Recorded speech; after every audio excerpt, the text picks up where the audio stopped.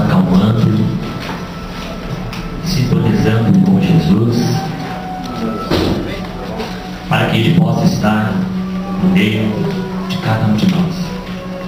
Que possamos nessa noite aprender um pouquinho mais sobre os seus ensinamentos. Obrigado à espiritualidade pela oportunidade de estarmos hoje aqui juntinhos para aprendermos um pouco mais. Que assim seja, graças a Deus.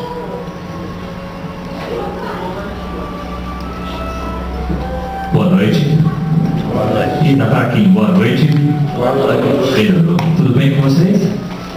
Vou deixar meio apagadinho aqui, porque nós usar o data show, né? Acho que vai ficar meio.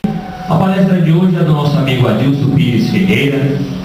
Além de um grande trabalhador espírita e um grande divulgador da doutrina espírita, ele é o presidente do nosso Conselho Deliberativo aqui da Sociedade da Terra. E, além de tudo isso, é um grande amigo. E é um prazer chamá-lo para bater um papo com a gente. O tema de hoje é desencarnes coletivos. Tá ok? Por gentileza. O amigo vai precisar do microfone? Boa noite a todos. Que Jesus, nosso Mestre, esteja conosco hoje e todos os dias da nossa existência. Nós vamos falar um pouquinho sobre desencarnes coletivos. Tem acontecido com uma frequência isso, né? A gente vê os acidentes ceifando tantas vidas e a gente não compreende por que acontecem essas coisas. E quando nós não compreendemos o porquê de acontecer isso, a gente se revolta, a gente começa a desacreditar de Deus. Então, grande parcela da humanidade desconhece a doutrina espírita. Contudo, nos dá uma informação que as outras religiões, de um modo geral, não dão. E por não terem essa informação, as pessoas acabam se dispersando, acabam achando que Deus não é aquela bondade toda, que Deus esqueceu dele e, em razão disso, levou algum ente querido, levou alguém e deixou aqui na Terra. Nós vemos que as religiões, não sabendo explicar isso, as coisas vão ficando cada vez mais difíceis. Porque nós vemos os acontecimentos, nós vemos pessoas partindo, sem explicação, no meio de um acidente desse. Esse é natural. Estão ceifando vidas de crianças. E como explicar isso? E quantas milhares de pessoas estão partindo? Explicar que Deus é justo, é bom, fica um pouquinho difícil, se não tiver o entendimento que a doutrina espírita nos dá. Nós vemos a violência urbana ceifando tantas vidas ceifadas naquilo que nós chamamos, ao fim de semana aí, daqueles massacres, né, que acontecem, aqueles acertos de contas, levando tantas vidas. Nós vemos os furacões, não tem aqui no Brasil com frequência, mas em outros países, e principalmente nos Estados Unidos, acaba levando quase que cidades inteiras, varre casas, leva vidas. E aí nós perguntamos, a doutrina espírita explica diferente para nós. Mas pergunta, onde é que está Deus? É a primeira pergunta que surge quando levam tantas vidas ao mesmo tempo. Por que isto ocorre? E ainda falam que Ele é o nosso Pai. Que Deus bom é esse? Que Deus justo é esse? E ainda, por que preservou alguns? Levou milhares. E às vezes sobra um. E aí nós achamos que existe injustiça. Injustiça da parte de Deus. E quando começamos a imaginar que existe injustiça da parte de Deus, como é que fica o coração dessa pessoa que não compreendeu? Começa a ficar no lugar, naquele lugarzinho onde estava Deus, começa a surgir outra coisa. O que surge? O vazio. E quando surge o vazio da pessoa, no coração da pessoa, ela perde a esperança. perde o sentido da vida. O significado da vida não existe mais. E passa a ter o coração endurecido, o coração amargurado, o coração triste. E onde há o vazio, começa a surgir, sobretudo, o medo. Nós vemos aí, nessa figura, até a ponteira de um guarda-chuva, né, acaba causando medo. Ou seja, nós começamos a ter medo de tudo. Em qualquer situação, em qualquer episódio, nós temos o medo, o pavor. Mas aí vamos entrar no que a doutrina espírita nos fala. E mais com relação a esses desencarnes coletivos. Essas vidas em massa que são levadas. Nós sabemos que a doutrina espírita é o Consolador prometido por Jesus. O que vem a ser isso? Quando começamos a estudar a doutrina, nós vamos recordar que Jesus, quando esteve conosco aqui há 2000 anos atrás, quando estava prestes a ser morto, os discípulos ficaram preocupados. Preocupados por quê? É a mesma preocupação que uma tropa teria sabendo que o seu general seria morto. Quando o general é morto, a tendência da tropa é dispersar-se. Perdeu o comando, perdeu o sentido. A mesma coisa acontecia com relação aos discípulos. Quando eles ficaram sabendo que Jesus seria morto, os discípulos ficaram preocupados. O que será de nós, mestre? Como que nós seguiremos essa caminhada sem você aqui conosco? E Jesus diz: eu irei ao Pai. E chegando junto ao Pai, eu pedirei para que Ele mande um Consolador prometido por mim nesse instante. Esse Consolador virá ao seu tempo, para corrigir tudo aquilo que eu disse e que a humanidade fatalmente modificaria, distorceria. Esse Consolador também virá ao seu tempo, para dizer as coisas que eu não pude dizer nesse momento. Há 2000 anos atrás, nós éramos muito infantis com relação ao Espírito. Era muito difícil, nós, porque estávamos com certeza gravitando pela Terra. Há 2000 anos seria muito difícil entendermos Jesus falando conosco. Hoje, para muitos ainda é difícil. Para nós, há 2000 anos atrás, era muito mais difícil ainda.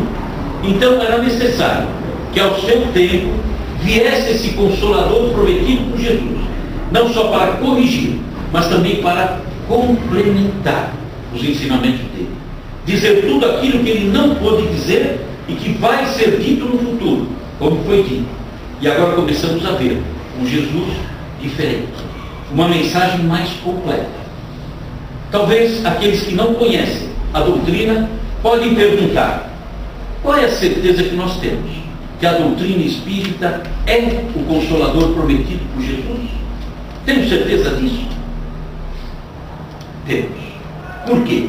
Porque o próprio Jesus nos deixou também outra pista, dizendo que conhece-se a árvore através dos frutos. É através dos frutos que se conhece a árvore. E aí nós vamos ver a doutrina espírita como uma bela, maravilhosa árvore, que está dando que tipo de frutos? Os melhores, os mais belos. Ou seja, exatamente os frutos que Jesus nos deixou há 2000 anos atrás. Então, a doutrina espírita é o cristianismo revivido. É Cristo presente, hoje, 21 séculos depois, trazendo a mesma mensagem, o mesmo significado, trazendo o mesmo tipo de amor. Então, a doutrina espírita para nós, sem sombra de dúvida, é o Consolador prometido por Ele mesmo, há 21 séculos atrás. Também entendemos que a doutrina espírita é a doutrina pacificadora de corações e mentes. Por que é pacificadora? Quando não se tem explicação para as dores, quando não se tem explicação para as dificuldades, quando tudo não faz sentido, tudo que acontece conosco é o sentimento de estarmos injustiçados. Mas quando começamos a compreender que o motivo de todas as dores somos nós, pelas nossas falhas, se não hoje, se não ontem, a existências anteriores nos reportamos e vamos encontrar as falhas que cometemos. Só que neste momento, encarnados, não conseguimos puxar esse arquivo. Não conseguimos abrir esse arquivo e não conseguimos ver as falhas que cometemos em passadas existências. E em razão disso, hoje estamos colhendo o plantio do ontem, como no futuro estaremos colhendo o plantio do hoje. Se hoje passamos por dificuldades, é porque o plantio do ontem deixou algumas falhas. O plantio do ontem não foi o melhor que poderia ter sido feito. O plantio do ontem precisa ser corrigido. Nós vemos nos desencarnes coletivos, quando vemos esses episódios de grande dor, nós estamos colhendo o que plantamos no ontem. E muita gente ainda vai dizer, Deus é injusto. Não. Nós vamos entender no final dessa exposição que não existe a menor injustiça da parte de Deus. A doutrina explica isso. Nós temos que compreender isso. Mas para compreender, é necessário que a gente busque o conhecimento, o entendimento da doutrina, para que ela se torne dentro do nosso coração a pacificadora de corações e mentes. Cada um de nós traz as suas amarguras, cada um de nós traz as suas tristezas, cada um de nós traz os seus problemas. E quando começamos a entender tudo aquilo que a doutrina nos explica, vamos continuar tendo os problemas. Ela não tira os problemas nossos. Entretanto, nós vamos começar a entender o porquê das dificuldades. E reportando a isso, nós vamos lembrar o que o próprio Cristo, o que Jesus nos falou há 21 séculos atrás, que com ele o jugo se torna suave e o fardo se torna leve, porque a gente compreende o porquê das dificuldades. Vamos para o livro dos Espíritos. No livro dos Espíritos, que é a base da doutrina, a doutrina começou com o livro dos Espíritos, nós vamos encontrar no capítulo 6, a lei de destruição. É uma lei universal. A lei da destruição existe em qualquer lugar do universo. E a pergunta que foi formulada é lei da natureza a destruição?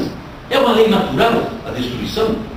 E a resposta dos Espíritos é: preciso é que tudo se destrua para renascer e se regenerar.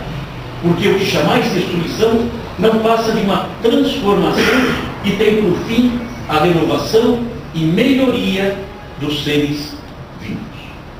A destruição promove em nós a oportunidade da melhoria, da renovação. Se nós sairmos um pouquinho dos seres vivos e formos simplesmente para a matéria que existe nesse mundo, nós vamos ver que a matéria por si só já se destrói. Se eu comprar hoje um carro 0 km e pegar esse carro e guardar na garagem, e daqui 100 anos, deixar ele quietinho, guardadinho, daqui 100 anos alguém vai abrir a garagem e vai encontrar um carro em condições de 0 km? Não. É óbvio que não. Por quê? Porque a ferrugem vai bater, oxidação. As borrachas vão estar ressecadas. O amortecedor perdeu o funcionamento. O óleo envelheceu. Ou seja, o carro que era 0 deixou de ter as condições de 0. Se nós deixarmos uma casa fechada durante 10 anos, ao retornarmos à casa, vamos encontrar a casa nas mesmas condições? Não.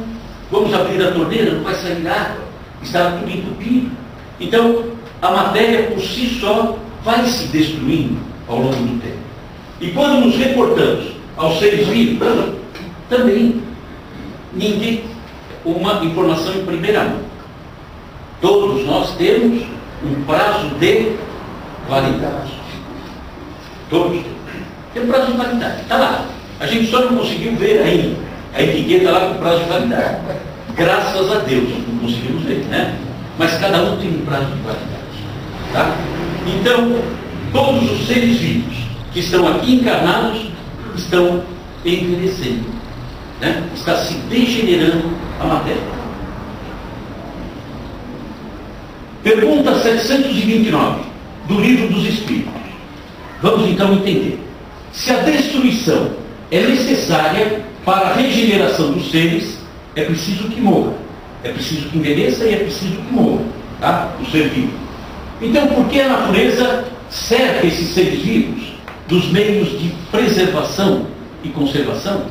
Parece meio contraditório, né?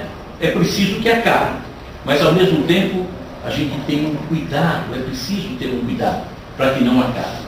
Então, se num prato da balança existe a destruição fatal, que vai acontecer com todos nós, a sabedoria divina coloca no outro prato a preservação e a conservação. E aí nós perguntamos por quê? Ele perguntou nessa pergunta 729. Por que a natureza serve então dos meios de preservação e conservação? E os espíritos respondem: para que a destruição não se dê antes do tempo. A destruição vai se dar, mas que não ocorra antes do tempo. A destruição antecipada prejudica o desenvolvimento do espírito. E aí, como estamos falando de seres vivos, vamos trazer para a condição humana. Qual é a destruição antecipada que nós costumamos fazer? O ser humano costuma praticar? Os excessos, vícios. Excessos, vícios. O que eu não quero. Hã? Aquilo que eu não quero. Aquilo que não quer? Ninguém quer. Mas nós, muitas vezes, não queremos fazer determinada coisa, mas precisamos fazer. Né? Mas quando a gente faz alguma coisa amargurado, né? A gente faz com rancor, a gente faz com mágoa, né? Toma quantas Eu não quero, atitudes. preciso justamente que eu não quero. E aí, o que acontece conosco? Nós estamos desgastando. Quando eu carrego ódio, quando eu carrego mágoa, quando eu carrego ressentimento, quando eu entro no mundo dos vícios. Que vício, por exemplo? Quais são os vícios que adiantam a destruição nossa? A gente já pensa logo na bebida, no tóxico, né? No cigarro, e a gente esquece da fofoca. Ah, isso não é vício. Maledicência. Né? Não é vício visível, mas é vício. Né? A tristeza, a amargura, o rancor, a ira. Já viram pessoas que acordam de mau humor? Isso é vício. Né? E acaba destruindo o seu organismo de uma forma antecipada. É uma espécie de um suicídiozinho. Né? Sem contar os próprios. Também. Comer em excesso. Comer em excesso. Né? Pessoas que se fixam nas coisas em excesso, nas coisas materiais em excesso, no sexo desregrado. Tudo isso é prejudicial à saúde. Né? Então, nós temos que ter cuidado, nos preservarmos para que a destruição nossa, material, não se antecipe. E será que todos nós cuidamos? Aí cada um responde para si mesmo. Né?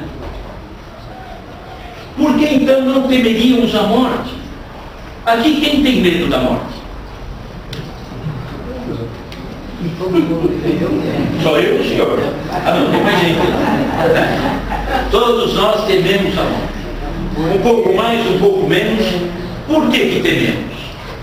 Porque nós temos um instinto de conservação, falando alto. Sabemos que vamos morrer, mas se alguém disser, a gente costuma dizer, essa vida é uma droga, é ruim. E aí alguém pergunta, você quer morrer? Não, não, está ruim, mas está bom. A gente costuma fazer assim. E aí, ó, o instinto de conservação nos sustenta nas provas. Imagine se não tivesse o instinto de conservação e aparecesse uma prova muito difícil de passar. Uma dificuldade, uma dor muito grande, uma doença violenta. Ah, a gente entregava os pontos. Né? Uma voz íntima nos diz que ainda há algo por fazer. Se nós estivermos nos momentos finais da nossa existência, com certeza vai ser muito difícil a gente dizer, olha, estou indo, mas está tudo feio. Não. A gente vai dizer, dá para segurar um pouquinho, ainda tem algumas coisas para fazer. No íntimo, a gente sente que ainda tem coisas a fazer. A ameaça de um perigo nos avisa para que aproveitemos o tempo que ainda nos sobra. Ou seja, tivemos medo na hora de um perigo. É natural que tenhamos. E aí eu vou contar um episódio a gente não costuma contar coisas nossas, né? Mas às vezes até dá para contar. Um episódio que aconteceu comigo há muitos anos atrás. Eu estava dentro de uma agência bancária. E dentro dessa agência bancária, parado na fila, de repente entram 3 rapazes de uma altura considerável. Tá? E na mesma hora, sopraram no ouvido, é um assalto. E eu fiquei ali, aguardando. De repente começa o assalto. Um me agarra pelo pescoço, que eu estava na fila. Outros 2 correm até o segurança. O segurança atira, pega um deles. Eles se assustam e precisavam de um escudo humano para poder sair. Quem foi o escudo humano? Para 3 marmanjos de 1,80 m, escolheram tudo isso. Era mais ou menos como um elefante tentando se esconder atrás do poste. Tudo que a gente ia ver era um elefante. Tudo que a gente não ia ver era um poste. Né? Então aconteceu isso. Os 3 ficaram em fila indiana, eu agarrado pelo pescoço, acho que nem conseguia pôr o pé no chão, não conseguia falar, não conseguia nada, e esse que me segurou pelo pescoço tomou um tiro no ombro e outro tiro na orelha. E a minha cabeça aqui. Né? A partir daquele episódio, no íntimo, eu comecei a pensar um pouquinho mais na vida. O que é que eu preciso fazer a mais? O que é que está faltando? O que é que não está muito bom? O que é que dá para melhorar? E tentei melhorar. E tentei fazer mais. Ou seja, a ameaça de um perigo nos avisa para que aproveitemos o tempo que ainda sobra. Caso contrário, nos entregaríamos ao desânimo. Imagine a gente com uma doença. Ah, não estou a fim de encarar, não. Quero ir embora. Então, o instinto de conservação é que nos segura. Isso está na pergunta 730 do livro dos Espíritos.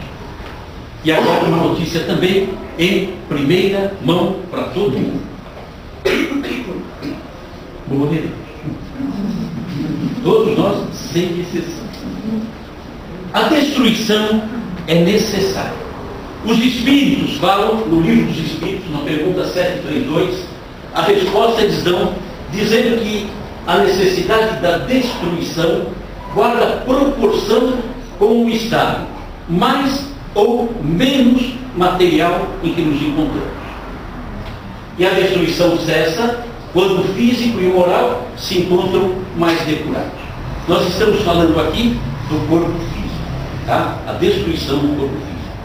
Enquanto nós ainda nos encontramos nas condições mais baixas da evolução do espírito, nós somos muito mais matéria do que espírito, né? Do que a parte moral.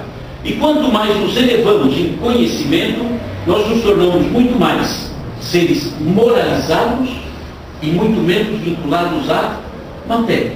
Isto é a evolução. Isso se consegue ao longo de inúmeras, incontáveis encarnações. Vamos encarnando, aprendendo e subindo a escada da evolução e vamos nos tornando cada vez melhores. Nós temos um gráfico aqui para a gente poder entender o que é essa evolução. Vamos entender, dá para ver bem daí? Essa murinha que nós vemos aqui, né? Nós vemos que tem riscos onde aparece a predominância material. Conseguem ver daí? E os que tem os pontinhos é a predominância moral. Quando nós fomos criados em espírito, fomos colocados no pé da escada da evolução. Vamos entender o pé da escada da evolução? Esse início. E, através de sucessivas reencarnações, vamos subindo para chegarmos numa condição de espíritos puros. Tem inúmeras encarnações nessa subida. Quando estamos nas partes mais baixas da evolução, a predominância material sobre a moral. Ou seja, tudo que nos preocupa, tudo que nos chama atenção é a matéria. Nós somos orgulhosos, nós somos vingativos, nós queremos a posse de tudo. Ou seja, estamos vinculados às coisas materiais, somos violentos. Existe um pouquinho de moral. Qual é essa parte moral? Nós temos irmãos que são criminosos, que roubam, que querem tudo para si. Entretanto, existe uma parcelinha moral, que é, por exemplo, o amor que ele tem pelo filho dele, o amor que ele tem pela mãe dele. Ele não consegue amar mais ninguém, mas a mãe ou o filho, ele ama. Já existe um pouquinho de amor na vinculação, muito embora a parte material é o que predomina. Através de sucessivas encarnações, nós vamos evoluindo. E a evolução significa tirar a parte material e ir colocando no lugar a parte moral. Na casa espírita a gente fala, isso se chama reforma íntima. É largar aquilo que não é tão bom e colocar no lugar coisas melhores. E vamos crescendo, evoluindo.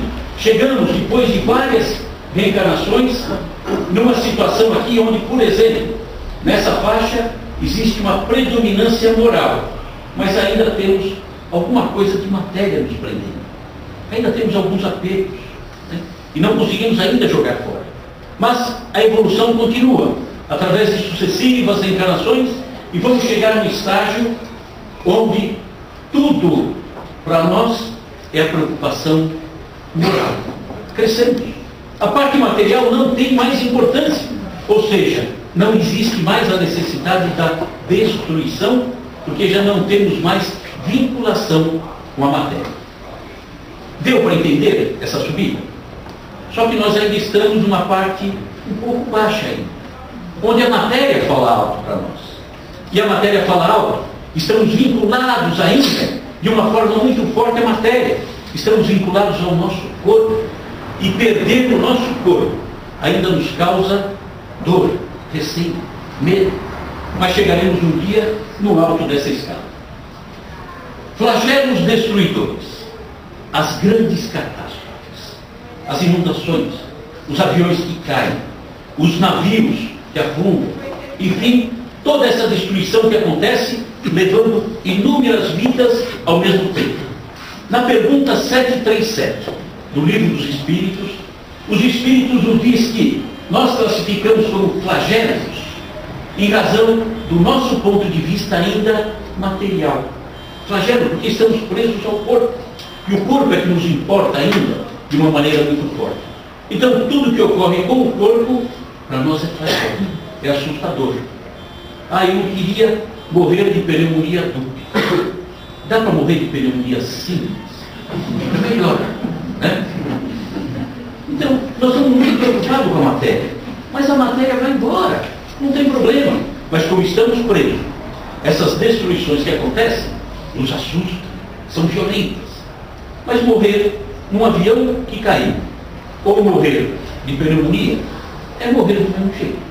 Não vai ter mudança, não. Deus permite que aconteçam esses flagelos para que a humanidade evolua mais depressa. É estranho. Vamos passar por situações de flagelos, de morte maciça, né? Várias pessoas. E ainda falam em crescimento?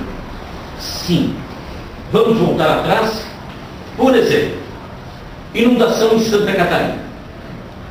Vira e mexe o mundo, né? Então, pessoas morrem ali, toda aquela dor. O que acontece com a comunidade de um modo geral? As pessoas se sensibilizam, começam a doar, dar roupa, alimento, isso e aquilo, para que esses irmãos da região flagelada possam receber aquilo. É crescimento para esses? É. E para aqueles que recebem? Eu só uso roupa de marca. E daqui a pouco ele ganha uma camiseta bem machucada. Mas ele percebe que é tudo que ele tem. Então ele cresce com aquilo. Ele se conforma. Ele avalia como é que está sendo a sua vida. Então, através dos flagelos, a humanidade também cresce. Se quiser crescer. Se não quiser crescer, não vai crescer. Então depende do ponto de vista como a gente analisa essas situações. Eles dizem ainda que a destruição é uma necessidade para a regeneração do espírito. Nós precisamos perder esta vida para tomarmos do outro lado consciência de como é que foi a nossa caminhada, dos nossos erros, porque em espírito a avaliação é mais ampla, ela ganha espaço. E eu consigo avaliar os meus erros, as minhas falhas, para que eu possa retornar e fazer ou ter uma conduta melhor. Então, a destruição permite que eu evolua, se eu quiser. Pode-se crescer em alguns anos, o que levaria séculos. Então, os flagelos vão permitir que a gente adiante o nosso crescimento, que a gente evolua de uma forma mais rápida, se a gente quiser. Entretanto, pessoas, quando não compreendem esses episódios, que não têm a visão que a doutrina espírita nos dá, que começam a imaginar que tudo é injustiça de Deus, que Deus nos esqueceu, que Deus é maldoso, eles perguntam assim: precisaria ser desse jeito? Coisas assim violentas? Um navio afundando? Um avião caindo? Um incêndio? Não dava para ser diferente, não? Precisaria de tanta violência? Deus não poderia empregar outros meios que não esses flagelos, para que a gente acordasse, para que a gente se preocupasse em ser melhor? E aí eu pergunto: Deus não poderia empregar outros meios que não os flagelos? Ele emprega outros meios? Vários. Todos os dias, em todos os instantes, em todas as ocasiões. Quando eu acordo de manhã e vejo minha família, Ele está dizendo: olha aí o que eu te emprestei, né? Analisa a tua vida, faça tudo o que você precisar fazer com respeito. Puxa, eu te dou o ar que você respira, eu te dou a casa que você tem, eu te dou o alimento, eu te dou os amigos, eu te dou a sabedoria, eu te dou a visão, os braços. Ele dá tudo para nós. E a gente fala: puxa, não podia empregar outro meio? É que nós nos fazemos cegos. E fazendo cego, é necessário que Ele dê um empurrão, uma dor, uma dificuldade, para que aí a gente acorde. Era melhor que não acordássemos através da dor, que acordássemos através do amor. Mas a grande maioria da humanidade só acorda em razão da dor. É a dor que funciona. Acho que nós falamos, não sei se foi aqui na Fraterna, a respeito da história do rico que dava uma festa no palacete. Falamos aqui, né? Quem não conhece essa história? Vale a pena. Vale a pena. Muita gente não conhece. Os que conhecem, desculpa, ouvir de novo. Havia um rico, muito rico, que morava no palacete. E aí ele resolve fazer uma grande festa. E nessa grande festa, ele convida várias pessoas e começa aquela festa, aquela exibição toda do rico. E num dado momento ele interrompe a música e fala assim: olha, eu tenho uma piscina aqui na minha mansão. E essa piscina está cheia de crocodilos. E eu vou fazer o seguinte: quem pular na piscina e sair vivo, eu vou dar de presente essa mansão que eu tenho. O silêncio foi esse. Todo mundo quer. Aí ele falou: olha, quem pular na piscina e sair vivo, eu vou dar a mansão e todos os meus carros. Silêncio. Puxa vida, mas ele queria emoção. Quem pular na piscina e sair vivo, eu dou a minha mansão, todos os meus carros e o meu avião. Já! O rapaz aí da piscina. E braçadas, e lutando, e os crocodilos pegando, rasgando a roupa, machucando, todo ensanguentado. Ele sai da piscina. E aí o rico chega até ele e fala: companheiro, aonde você quer que eu entregue o avião? Ele disse: eu não quero avião, coisa nenhuma. Tenho medo de altura, nada de avião. Bom, e os carros? Eu tenho lá o meu Fiat 147. Dizem que ter ciúmes de mulher feia é como colocar alarme em Fiat 147. Bobagem, ninguém vai roubar, né? Então, Os carros. Fala, tem meu Fiat 147, tá bom demais, já fiz o motor, não quero saber dos seus carros. Bom, quando você vem tomar posse da minha mansão, falo, nada, não quero saber. Meu barraco é maravilhoso, não quero saber da tua mansão. Mas afinal, o que é que você quer? Eu falei, eu só quero descobrir quem foi que me empurrou. Nós, para acordar, para compreender certas coisas, estamos aguardando o quê? Empurrão. Não. Se não tomamos nós a iniciativa de procurar antes o conhecimento e o entendimento, aguenta tranquilo que o empurrão vem. Que empurrão? A doença. A partida de alguém que a gente ama. As dificuldades financeiras. O problema de relacionamento.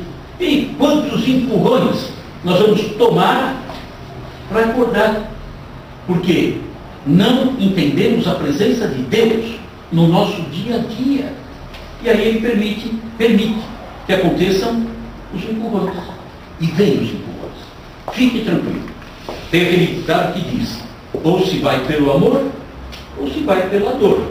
O empurrão é a dor. Paulo de Tarso, o grande Paulo de Tarso, disse assim, tudo me é lícito. Quer dizer, posso fazer tudo, mas nem tudo me convém. Ou seja, eu tenho que ter o entendimento para fazer uma peneira daquilo que eu faço. Eu posso fazer tudo. Eu posso roubar, eu posso fazer o que quiser. Mas será que convém que eu faça? Eu é que devo avaliar. E aí, quando fazemos o bem ou o mal, existe uma lei que está colada conosco, que está fixada na nossa consciência. Essa lei se chama lei de causas e efeitos ou ação e reação. Essa lei não há a menor possibilidade de nenhum político revogar. Não tem como revogar. Essa lei é imutável. Aquilo que eu faço, eu recebo. Aquilo que eu semeio, eu colho. Não dá para revogar essa lei. Ah, não, eu fiz algo errado. Por favor, olha, na hora de cobrar, dá para cobrar dele? Porque eu estou com pressa, eu tenho compromisso. Não dá. O compromisso é meu. Eu vou responder por aquilo que eu fiz. Tudo isso que nós estamos falando é para chegarmos no final e entendermos os desencarnes coletivos. Para entendermos que Deus não está cometendo de forma nenhuma qualquer tipo de maldade, qualquer tipo de injustiça. Um texto extraído do livro Obras Póstumas, de Kardec. Existe no tópico Expiações Coletivas, pelo espírito Clélia do Plantier, uma observação. E esse espírito nos diz assim: existem 3 caracteres em todo homem, e mulher também, né? Que é no espírito. O caractere do indivíduo, ele em si mesmo, nós, conosco mesmo. Ele como membro de uma família. E ele como um cidadão. Nós, individualmente, podemos cuidar muito bem de nós. Achar que está tudo em ordem, né? Como membro de família, eu posso cuidar bem da minha família. Entretanto, como cidadão do mundo, eu posso ser perverso. Será que um soldado nazista que cometeu todas as atrocidades ali, será que ele não amava um filho? Será que ele não se preocupava com a manutenção da sua família? Provavelmente sim. Entretanto, na coletividade, ele fez estragos violentos, né? E aí o mesmo espírito, Clélia do Plantier, ela explica em razão desses 3 caracteres que há em nós, todos os espíritos, assim. Sobre cada uma dessas 3 faces, pode ele ser criminoso e virtuoso. Isto é, pode ser virtuoso como pai de família, ao mesmo tempo que criminoso como cidadão e reciprocamente. Daí as situações especiais que para si cria nas suas sucessivas existências. Ah, eu estou muito bem comigo. Eu sou um ótimo pai. Sou um péssimo cidadão. Ah, não, sou um ótimo cidadão. Mas chego em casa, chuto o filho. Está correto? ele está trazendo para si dívidas, compromissos. Mesmo que ele crie essas dívidas de uma forma coletiva, quem paga é ele individualmente, né? Débitos que nós contraímos na individualidade são débitos de cada um. Nós são os nossos defeitos. Carregamos a corrupção, o orgulho, a violência. Ó, a violência não é só a língua, não, né? Não é só o punho. Está aí o punho colocado no lugar da língua. Às vezes nós somos violentos no falar. Às vezes somos violentos no olhar. Às vezes somos violentos na indiferença.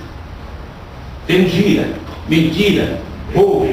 Isto individualmente.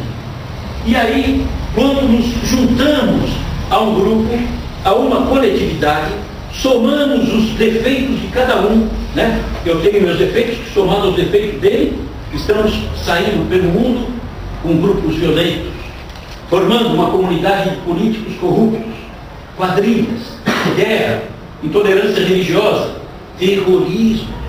Então já não sou eu mais sozinho, sou eu com um grupo que gosta daquele tipo de sentimento, que vive daquela forma. É a questão da afinidade.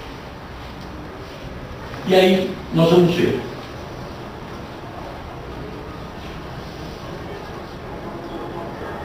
A soma dos defeitos individuais gerando tragédias coletivas. Nós temos a intolerância de cada um, que somada nos leva a determinadas situações complicadas. E quando somamos intolerância, a inveja, quando somamos também o egoísmo que cada um de nós carrega, quando nós damos a nossa pitada de ódio nessas atividades que tomamos em grupo, quando colocamos o nosso orgulho acima de tudo, nós começamos a ver as tristezas coletivas. Nós vemos o terrorismo, a Torre Gêmea, Carandiru. Abaixo, nós estamos vendo a bomba atômica. E aí, individualmente, cada um de nós, somando como irmão, como companheiro, nós vamos fazer ou vamos disseminar sobre a terra coisas que vão fazer com que cada um desses participantes esteja contraindo para si dívidas que deverão ser pagas. Pagas quando? No futuro. Pagas de que forma? Da melhor forma possível. Porque cada um de nós, ao tomarmos consciência daquilo que fizemos, vamos querer corrigir. E corrigir da melhor forma. Hoje, encarnados, podemos nem ter consciência do que fizemos. Entretanto, ao desencarnarmos, quando se abre a visão do Espírito, fatalmente nós vamos reconhecer os compromissos que assumimos em razão dessas falhas.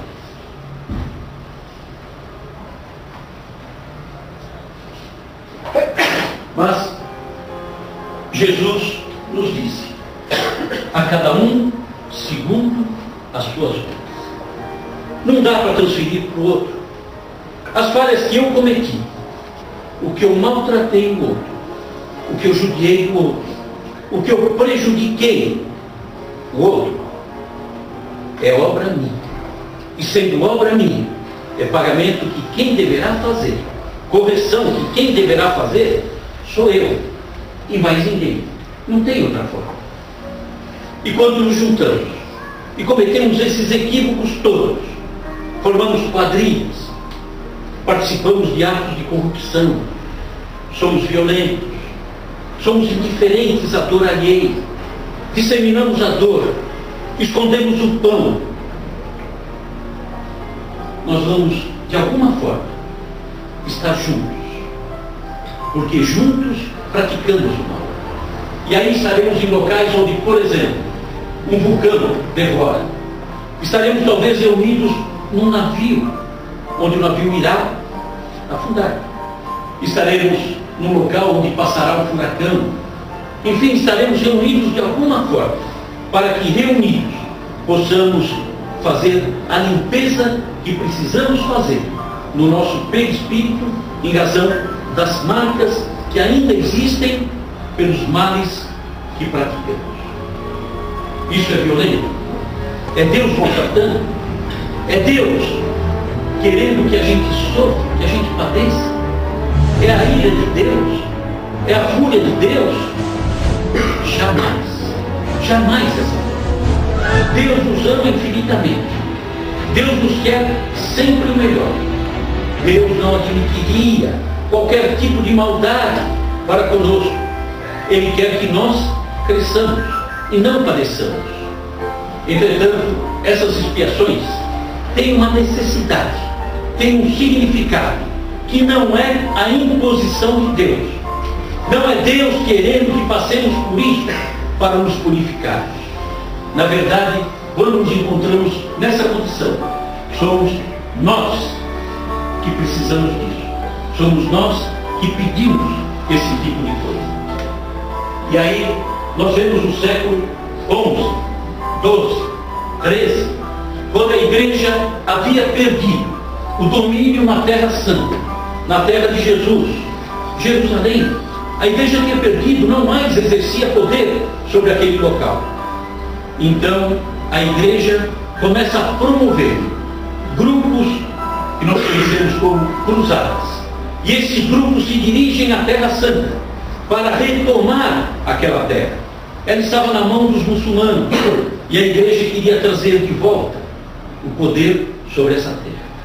E esses grupos que partiram da Europa em direção à Terra Santa, a Palestina, eles iam a pretexto de divulgar o cristianismo, a pretexto de pegar de volta a Terra Santa, eles saíram cometendo atos terríveis, maldades que não podemos imaginar. Eles chegavam, por exemplo, os cruzados, a pretexto de levar o cristianismo, chegando, por exemplo, em Jerusalém. Os mouros, os árabes que ali moravam, que detinham riquezas, tinham seus anéis, seus colares, seja o que for, para não serem roubados pelos membros da cruzada, eles engoliam aquela preciosidade. Entretanto, os cruzados, a sangue frio, cortavam o ventre, remexiam as vísceras ainda quentes para tomar a riqueza que estava ali escondida. Os judeus que não se dobravam ao cristianismo, que não aceitavam aquela nova doutrina, eles colocavam nas construções um pouco mais altas e ateavam fogo. Eles corriam nessa construção, eram queimados, ou então pulavam, saltavam para baixo, se estraçalhavam lá embaixo, ficavam com as vísceras expostas. E aí a espiritualidade permite que esses irmãos que participaram desses atos tão terríveis, que ao longo de muitos séculos, da época da cruzada até esse período, esses irmãos que tiveram reencarnações, e que nessas reencarnações foram, na verdade, heróis. Depois de tanta maldade, foram heróis. Por quê? Porque eles corrigiram o mal que fizeram nas encarnações seguintes. Porque existe sempre um vínculo ligando uma encarnação à outra. O que eu plantei no ontem, eu colho no hoje. O mal que fiz no passado, eu tenho que corrigir no presente. Apaga-se o mal com o bem. Quantas coisas nós já sabemos. E sabemos que o plantio de hoje é que vai provocar a colheita do amanhã. E esses irmãos que fizeram esses atos tão terríveis, eles se encontraram em vários séculos corrigindo as falhas cometidas. Se aproximaram daqueles a quem fizeram mal. E na verdade já estavam com aquele mal praticado na época das cruzadas praticamente resolvido. Tudo resolvido. Mas faltava alguma coisa.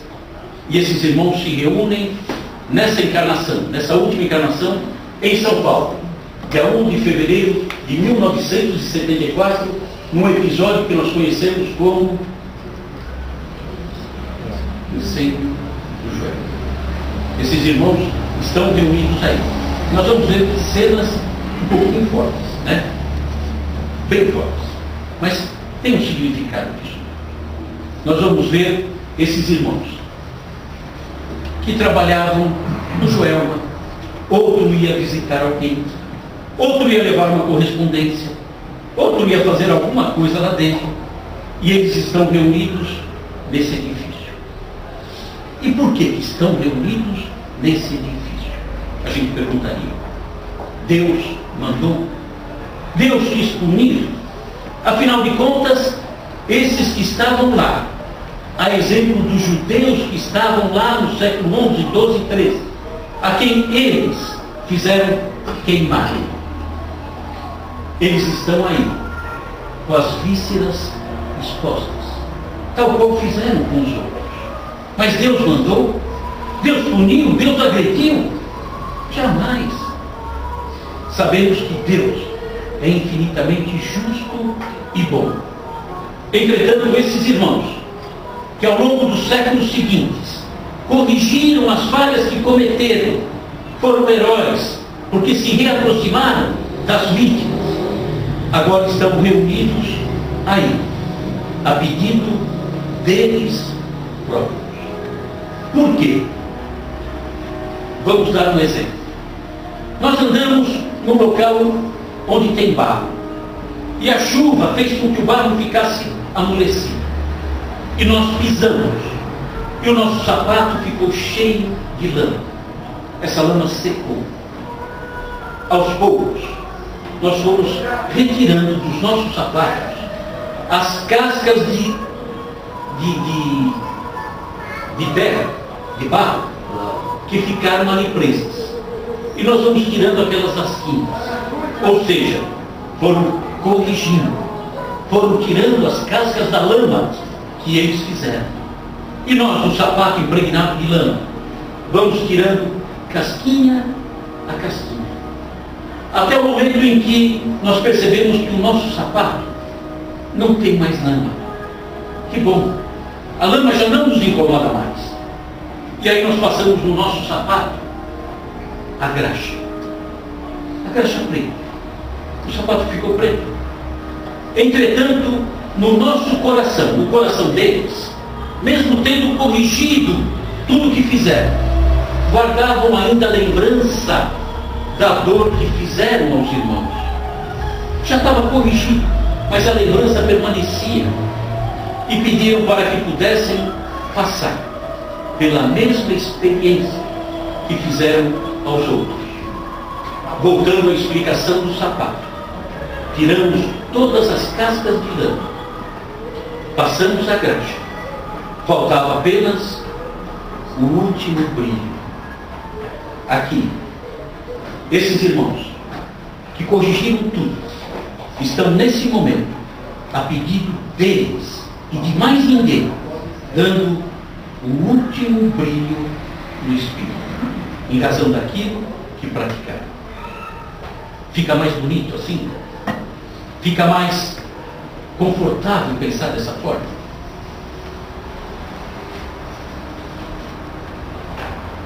No livro Diálogo dos Vivos, psicografia de Francisco Cândido Xavier, um espírito se apresenta ao Chico no exato dia em que ocorria isso. E esse espírito pede ao Chico, está no livro Diálogo dos Vivos, de Chico Xavier. E esse espírito, Ciro Costa, ele pede para Chico escrever um poema a esses irmãos que estavam nesse momento perdendo a vida. E ele, Ciro Costa, esse espírito que conversa com Chico, nesse mesmo dia, diz assim, né? Ele explica para o Chico, e a explicação é homenagem, esse poema, homenagem aos companheiros desencarnados no incêndio ocorrido na capital de São Paulo, no dia 1 de fevereiro de 74, e olha a sequência: em resgate dos derradeiros resquícios de tudo. Era só brinco, estava tudo limpo. Então, os derradeiros resquícios de tudo, que ainda traziam na própria alma remanescentes de compromissos adquiridos em guerra das cruzadas. Isso é Chico falando. E aí, esse espírito deixa um poema que diz assim: fogo, amplia-se a voz no assombro em que se espalha. Gritos, alterações, o tumulto domina. No templo do progresso, em gardos de oficina, o coração se agita, a vida se estraçalha. Tanto fogo a luzir é mística fornalha, e a presença da dor reflete a lei divina, onde a fé se mantém, a prece descortina, o passado remoto em longínqua batalha. Varrem com fogo e pranto as sombras de outras eras, combatentes da cruz, em provações austeras, conquanto heróis do mundo honrando os tempos idos. Na terra, o sofrimento, angústia, cinza, a escória, mas ouvem-se no além os hinos de vitória das milícias do céu saudando os redimidos. Era o brilho que faltava. Deram nesse episódio aquele brilho final que o coração deles exigia. E aí nós costumamos, no desconhecimento, atribuir a Deus ou à maldade de Deus um episódio desse. Foi a pedido deles. Eles precisavam, eles pediram. E obviamente Deus permitiu. Outros tantos episódios que marcam, porque vê isso, mesmo sabendo que eles estão resgatando o finalzinho daquilo que ainda permanecia no coração, a gente logicamente não se alegra em ver isso. Ao contrário, né? É uma dor profunda. São irmãos perdendo a vida, machuca, maltrata. Mas existe uma explicação para isso.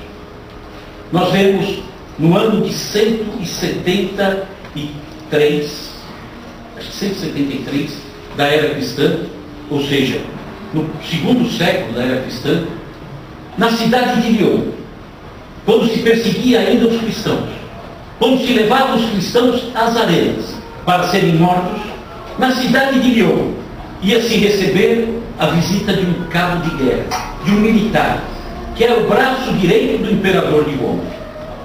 E aqueles que dominavam, que controlavam a cidade de Lyon, queriam apresentar a esse militar um espetáculo. E alguém disse: cristãos na arena. Ah não, isso já está tão batido, já não causa nenhum impacto. E alguém disse: vamos fazer diferente. No ano 173, lá atrás, alguém disse: vamos fazer diferente. Vamos pegar na arena, colocar estacas em toda a volta. Vamos pegar resina, espalhar resina por toda a arena. Vamos pegar aqueles cavalos que iam ser descartados, aqueles cavalos velhos, doentes. Vamos embebê-los com resina. Vamos pegar mulheres, colocá-las na arena. E vamos atear fogo. Vai ser bonito o espetáculo. Aquele incêndio, os cavalos correndo, pisoteando as pessoas, as mulheres, as crianças, todos eles correndo e ficando enficados naquelas estacas.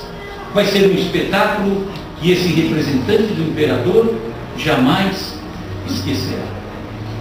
E assim foi feito. No dia seguinte, 1000 mulheres e crianças cristãs foram levadas à arena e perderam a vida dessa forma magnífica aos olhos deles. Passam-se 18 séculos.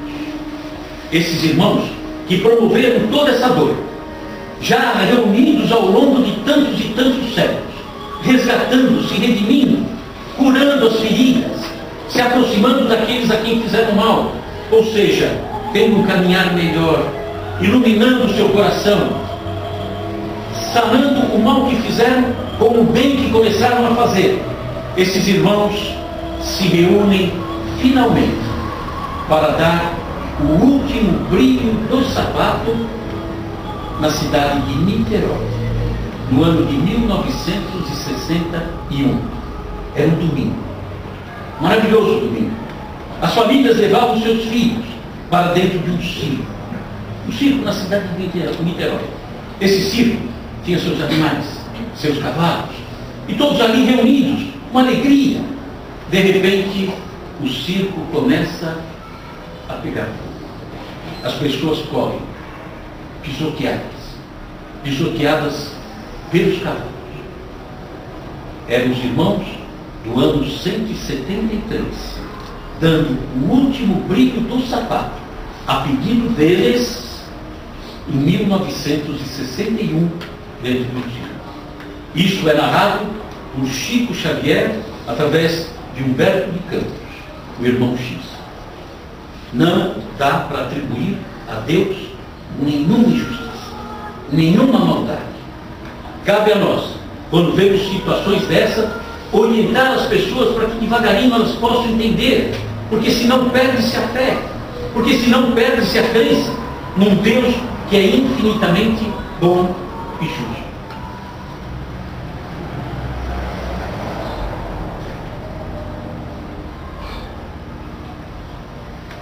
No mesmo dia, alguns dias depois do episódio do Joel, Emmanuel, mentor do Chico, se apresenta a ele lá em Uberaba e deixa uma prece dirigida a todos aqueles irmãos que dias atrás haviam perdido a vida no incêndio do Joel. E a prece, é melhor ler, porque no fundo acho que não vai ler, né? Vai ler.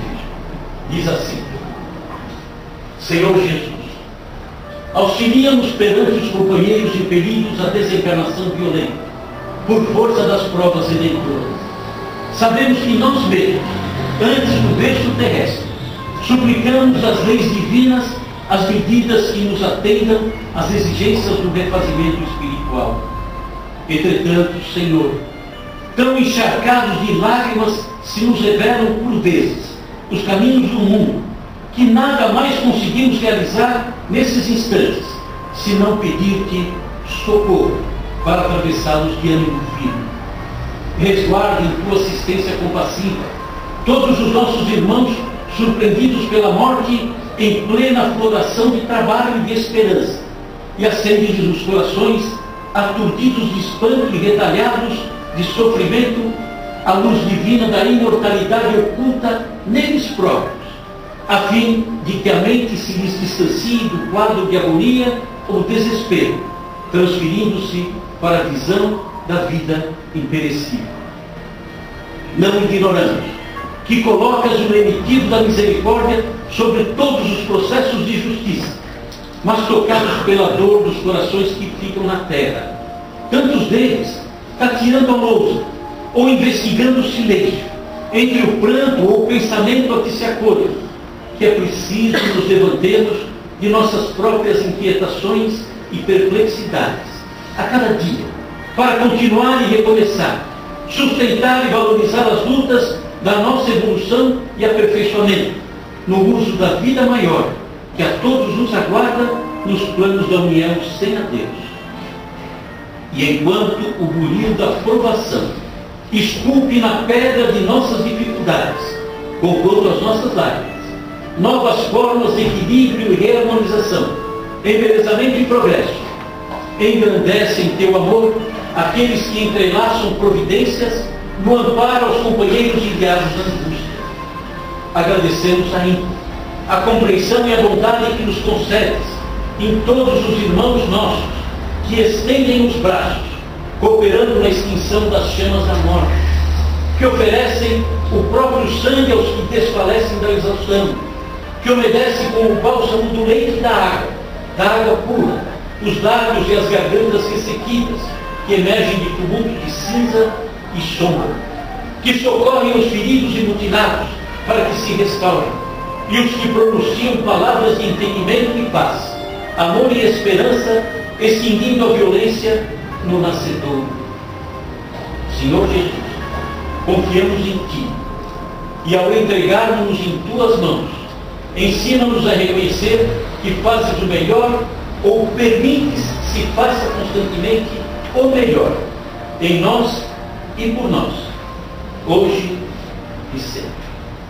Nessa prece ele fala dos bombeiros, ele fala das pessoas que deram leite, água, nós vimos na filmagem, né?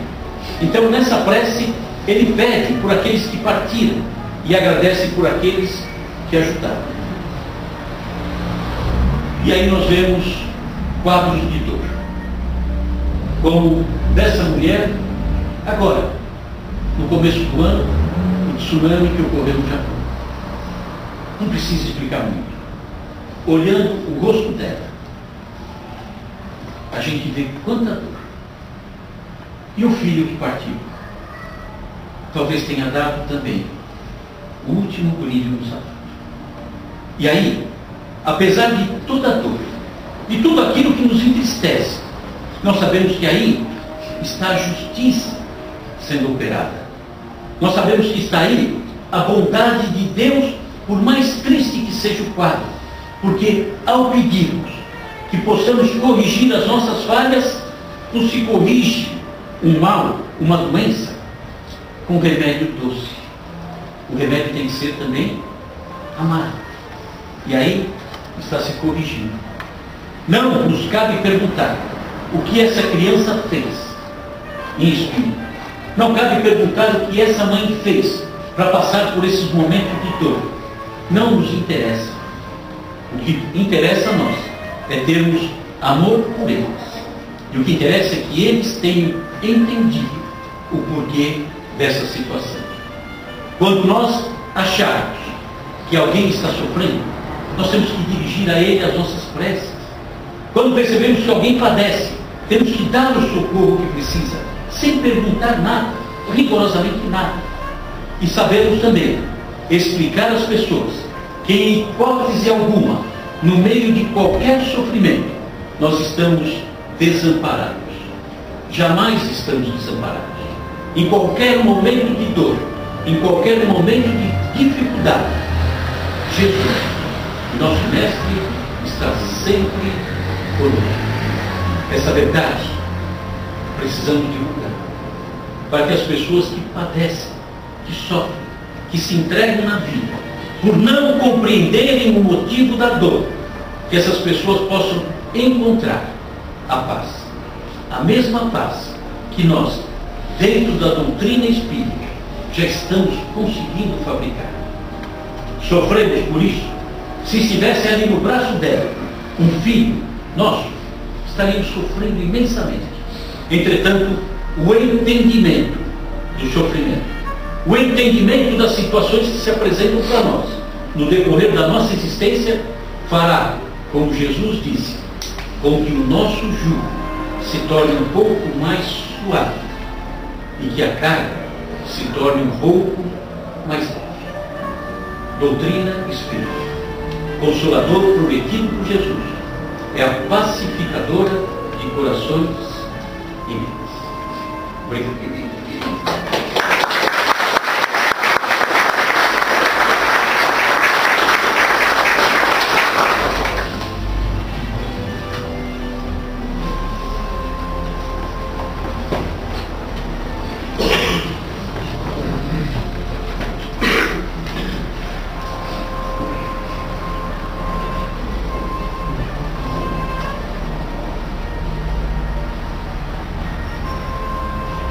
Vamos fechando os nossos olhos. E sempre com sintonia em Jesus, nosso irmão maior, companheiro incondicional de todas as horas. Ele, Jesus, que está conosco em todos os passos da nossa existência. Quando passamos pelas dificuldades, peçamos a Ele, Jesus, o nosso Mestre,